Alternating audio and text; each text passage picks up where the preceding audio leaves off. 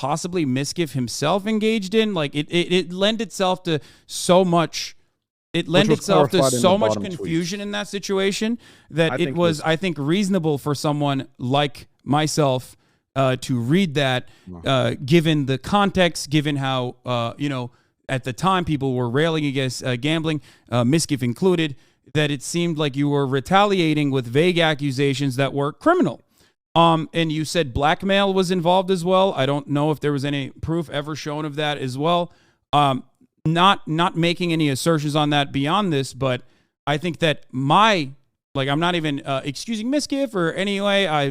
We've talked about it endlessly, but at least I think my interpretation on that was relatively charitable. However, your privately recorded phone conversations and your elation at the fact that a sexual assault victim bringing my name up. This issue, there's no supporting evidence of Train's point and a little bit of supporting of Hasan's counterpoints that he's they're a little bit, brother. Saying, yo guys, I'm kind of a React Andy it's not a big stance, okay? Well, it's a little bit... that's not what I showed. I showed you consistently a long, verifiable, documented history of like being an advocate for abolishing IP, showing you consistently that I have abolished my own IP restrictions in my own community with the own content that I personally create, shown you that like other people have criticized me for reacting to shit, showed you that I even got DMCA'd with a false DMCA claim for reacting to Gordon Ramsay, showed you a Twitter thread where I actually defended Trainwrecks being the original MasterChef React Andy. Years after. That was the year you guys began watching it. You understand? So okay. I haven't switching you guys. Let's agree to disagree and we can move on. Wait, what? No, you can't do that. You can't do that. I'm trying to. Why can I not do that?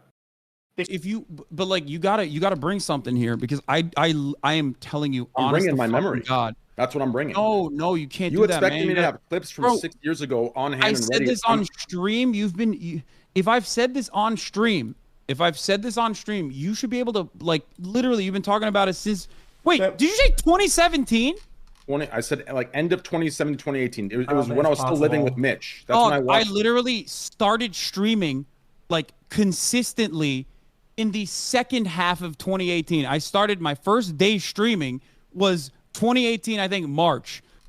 I did not know who you were back then. Yeah, I had no idea who you were. That's what I'm saying. So when I started, why would I have talked about you? I don't know who you are. I didn't know anything about Twitch. The Gordon Ramsay. Where's the right? I started the reacting stuff like 2017, end of 2017, beginning of 2018, all the way through to 2019, right?